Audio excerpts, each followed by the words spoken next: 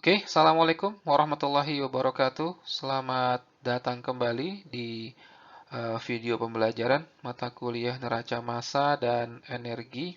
Ya, di video sebelumnya kita sudah melihat bagaimana neraca energi umum itu diturunkan, kemudian bagaimana neraca energi umum itu diterapkan untuk sistem-sistem dengan keadaan yang khusus. Saya kira semua suku yang ada di persamaan neraca energi itu sudah dapat dengan mudah difahami ya. Mungkin kecuali entalpi dan energi dalam ya. Nah, oleh karena itu untuk memahami lebih jauh tentang entalpi dan energi dalam, kita akan bahas secara khusus mengenai entalpi ya.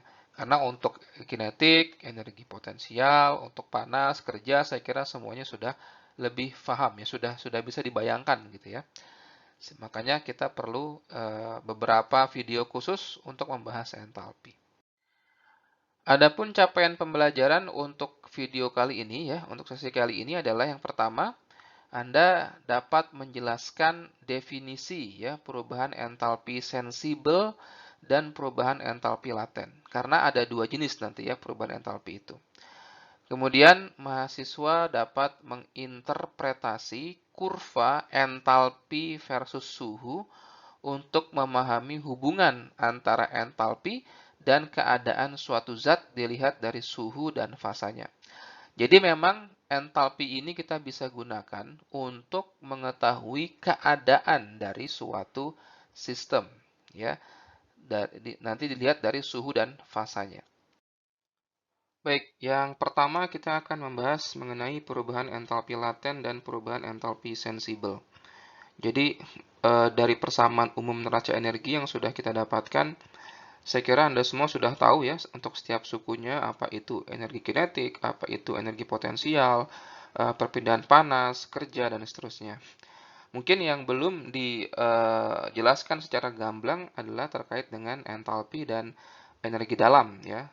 Nah, pada video kali ini kita akan bahas secara khusus mengenai entalpi. Nah, entalpi ya, perubahan entalpi itu dibagi dua ya. Ada perubahan entalpi laten, yaitu perubahan entalpi karena adanya perubahan fasa, dan yang kedua adalah perubahan entalpi sensibel ya, yaitu perubahan entalpi karena adanya perubahan suhu. Jadi kalau kita bicara misalkan air yang dipanaskan dari 25 sampai 50, itu terjadi perubahan entalpi sensibel karena terjadi perubahan suhu.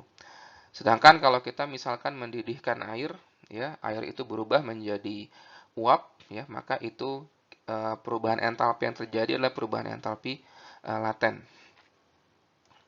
Nah, perubahan fasa sendiri bisa terjadi ya ketika zatnya dari fasa cair menjadi fasa padat atau sebaliknya, ya, maka di situ ada perubahan entalpi pencairan yang nilainya sama dengan minus perubahan entalpi pembekuan karena prosesnya hanya berkebalikan ya. Demikian juga untuk proses misalnya proses penguapan, maka perubahan entalpinya disebut panas penguapan yang nilainya sama dengan minus panas atau perubahan entalpi pengembunan karena penguapan adalah lawan dari pengembunan. Oke, kita akan coba memahami perubahan entalpi laten dan sensibel secara lebih sistematis. Kita akan menggunakan kurva ya, entalpi versus temperatur. Ya, Anda bisa bayangkan kalau ini misalnya air ya, mungkin yang lebih mudah untuk dibayangkan adalah air. Dan untuk setiap perhitungan entalpi, ya, Anda harus ingat bahwa entalpi, sebagaimana juga energi dalam, itu tidak bisa diukur atau dihitung secara mutlak. Ya. Dia harus diukur terhadap suatu titik reference. Nah, dalam hal ini misalkan referensinya adalah ini ya, Tref di sini. Umumnya referensi suhu temperatur referensi itu 25 atau 0 derajat Celcius ya umumnya. Namun Anda bisa gunakan suhu referensi yang lain selama konsisten. Oke. Anda bisa bayangkan ya ketika misalnya air ya berada pada kondisi beku, es ya, padat.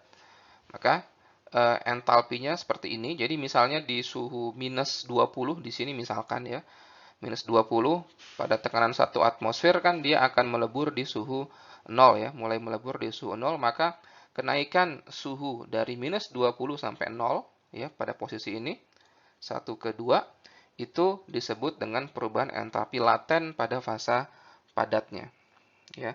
Kemudian dari 2 ke 3 ini terjadi perubahan entalpi juga ya, naik entalpinya secara signifikan seperti ini. Ini adalah proses peleburan, entalpi laten peleburan. Kemudian dari 3 ke 4 ini terjadi kenaikan suhu ya, disebabkan oleh kenaikan entalpi di sini, kenaikan entalpi. Nah, di sini apa namanya proses ini disebut proses perubahan entalpi sensibel pada fasa cair. Kemudian dari 4 ke 5 ya, ini terjadi penguapan ya, terjadi penguapan dari air dari H2O. Nah, itu terjadi pada suhu yang konstan ya. Sebagaimana pada apa namanya? Pada temperatur di mana air itu mulai meleleh ya dan menjadi air dari es, itu terjadi pada suhu yang konstan. Misalnya pada suhu 0 derajat Celcius untuk tekanan 1 atmosfer ya. Sedangkan untuk temperatur penguapannya dia berada di 100 derajat Celcius misalnya. Oke. Nah, sudah terbentuk uap semua, maka dia akan eh, kalau entalpinya naik lagi dia akan mengalami kenaikan suhu, yang itu disebut dengan perubahan entalpi laten dalam fasa uap. Ya, jadi sekali lagi 1 ke 2 itu berarti kenaikan suhu fasa padat, 2 ke 3 perubahan fasa padat cair, 3 ke 4 kenaikan suhu pada fasa cair, 4 ke 5 perubahan fasa cair ke gas. Kemudian kita lihat di 2 itu adalah titik lelehnya ya, 3 titik bekunya. Jadi pada kondisi 2 ini dia mulai meleleh ya. Artinya kenaikan entalpi sedikit saja dia akan mulai ada cairan. Sedangkan untuk titik beku di sini misalkan ya, maka dia ke penurunan entalpi sedikit saja akan mulai membentuk es ya. Kemudian 4 kita sebut dengan titik didih ya di sini. Karena pada saat itu kenaikan entalpi sedikit saja akan langsung menghasilkan uap uap air ya, uap air. Ini disebut juga dengan titik bubble point ya, bubble point atau saturated liquid ya. Jadi liquidnya sudah saturated, dia sudah siap untuk menjadi uap. Untuk titik yang 5 ya, ini disebut dengan titik embun atau dew point. Ya, di sini artinya fasanya di sini adalah uap ya, fasanya uap. Namun penurunan entalpi sedikit saja dia akan menyebabkan terjadinya pencairan atau kondensasi. Dia disebut juga dengan saturated vapor atau kondisi uap jenuh ya, jenuh karena dia sudah siap untuk mulai membentuk cairan ya, untuk mulai berkondensasi. Ya. Kemudian dikenal juga istilah 3 sampai 4 ya. Untuk kondisi ini kita sebut dengan subcooled liquid. Sebagian referensi mengatakan compressed liquid ya. Kemudian kondisi 5 ke 6 ini disebut dengan superheated vapor atau superheated gas. Oke, nah Tref tadi ya, suhu referensi. Nah, sekarang kita akan coba lihat satu persatu ya prosesnya. 1 ke 2 tadi adalah proses kenaikan suhu pada fasa padat ya. Jadi entalpi pada keadaan 1 kita sebut delta H1 ya, dan nilainya itu merupakan apa namanya? Nilai dari H1 dikurangi Href, H referensi ya. Dan entalpi pada keadaan 2 disebut delta H2 ya. Nilai delta H2 itu adalah H2 dikurangin H referensi. Oke, kemudian untuk perubahan entalpi proses 1 ke 2 berarti tinggal dikurangin ya, delta H2 dikurang delta H1, kita dapatkan akhirnya H2 min H1, yang itu bisa dihitung menggunakan persamaan heat capacity pada tekanan konstan untuk fasa solid ya, seperti itu. Untuk 2 ke 3 ini adalah proses peleburan ya, jadi entalpi pada keadaan 2 ya delta H2 ya. Tadi H2 min Href. Entalpi pada keadaan 3 itu delta H3. Yang ini adalah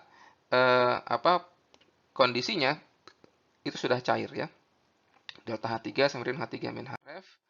Dan perubahan entalpi prosesnya berarti delta H3 dikurang delta H2, akhirnya kita dapatkan H3 min H2. yang artinya delta H ini delta H peleburan, ya, perubahan entalpi peleburan. Ya, kita bisa apa namanya, gunakan besaran itu dari referensi atau dari database. Oke, kemudian keempat ya. Jadi kita punya delta H3, delta H4 dihitung terhadap referensi. Kemudian perubahannya kita dapatkan seperti itu yang bisa dihitung menggunakan persamaan heat capacity pada tekanan konstan untuk fasa liquid ya, untuk fasa liquid dari T3 ke T4, dari suhu di 3 sampai di suhu keempat. Ya, ini adalah kapasitas panas spesifik fasa cair pada tekanan tetap yang menandakan perubahan entalpi sensibel ya dari 3 ke 4. 4 ke 5 ya, kita bisa hitung delta H4, delta H5. Kemudian perubahan entalpinya kita bisa hitung, kita dapatkan H5-H4 yang ini merupakan delta H penguapan ya. Karena pada kondisi itu terjadi perubahan entalpi laten dari posisinya di sini ya, cair jenuh atau titik bubble point di mana dia siap untuk mulai menguap, dan di sini adalah posisinya uap jenuh di mana dia siap untuk mulai terkondensasi. Nah, selisihnya itu kita sebut dengan delta H penguapan atau delta H vaporization ya. Oke. Kemudian kita lihat lagi ya, secara khusus di sini ada terminologi yang khusus untuk perubahan entalpi laten dari cair ke uap ya. Jadi kalau kita punya kondisi dua fasa di sini, campuran cair uap ya, karena di sini kan kondisi di sini kan cair ya, 100% cairan. Ketika sudah mulai apa namanya bubble point di sini, maka dia mulai membentuk uap. Kalau entalpinya naik terus, dia akan terbentuk uap terus sampai akhirnya dia jenuh dan akhirnya dia entalpinya digunakan untuk menaikkan suhu. Ya, jadi dari misalnya dari sini, dari kondisi subcooled liquid, kemudian kondisi campuran cair uap, kemudian dinaikkan lagi entalpinya menjadi superheated vapor. Oke. Nah, kemudian ya, dari situ kita bisa menghitung kualitas ya. Apa itu kualitas? Kualitas atau X itu didefinisikan sebagai fraksi fasa uap pada campuran dua fasa cair uap. Jadi kita pengen tahu nih ya, dengan entalpi sekian, berapa fraksi uapnya? Berapa fraksi uapnya? Fraksi cairnya tinggal dikurangin ya. Jadi fraksi kan, kalau kita sebut fraksi kan berarti angkanya dari 0 sampai 100% atau dari 0 sampai 1 gitu ya. Artinya kalau fraksi uapnya misalnya 20%, berarti fraksi cairnya otomatis 80%. Nah, dengan informasi entalpi kita bisa menghitung berapa fraksi uapnya pada kondisi campuran dua fasa. Ya. Jadi sekali lagi ya, di sini kondisinya uap jenuh atau kita sebut dengan titik embun. X-nya ya, kualitasnya, fraksi uapnya itu sama dengan 1. Ya, fraksi uapnya sama dengan 1. Nilai HV-nya, delta HV-nya itu HV dikurangin H referensi. Kemudian di kondisi cairan jenuh, ya, kondisinya adalah X-nya 0. Karena belum terbentuk uap. Meskipun dia sudah siap menjadi uap, tapi dia belum terbentuk uap pada kondisi di sini ya, pada kondisi bubble point. Oke. Dengan delta H-nya kita sebut delta HL, ya. Nah, untuk menghitung berapa fraksi uapnya pada kondisi tengah-tengah, ya, pada kondisi di antara HV dan HL, maka kita dapatkan nilai X-nya, ya, itu seperti ini. Nilai X-nya seperti ini. Jadi, katakan entalpinya di sini ya. Di sini entalpinya. Nah, berapa entalpi itu kita masukkan ke sini. H dikurang HL dibagi HV dikurang HL. Itulah fraksi uap yang ada pada setiap entalpi yang diberikan untuk ya, untuk campuran fasa cair uap. Oke, melanjutkan lagi tadi ya prosesnya. Kita sekarang ada di nomor 5. Ya, dari 5 ke 6 kita sebut dengan perubahan entalpi sensibel untuk fasa uap atau fasa gas ya. Kita bisa hitung delta H5, delta H6 ya. Kemudian kita bisa hitung perubahan entalpinya seperti itu ya. Kita menggunakan heat capacity, sekali lagi specific heat capacity persamaannya, kita dapatkan ini adalah CPV ya. CPV adalah kapasitas panas spesifik fasa uap pada tekanan. Oke, demikian yang bisa kita pelajari dari video ini. Mudah-mudahan bermanfaat. Kita bertemu lagi di video-video berikutnya.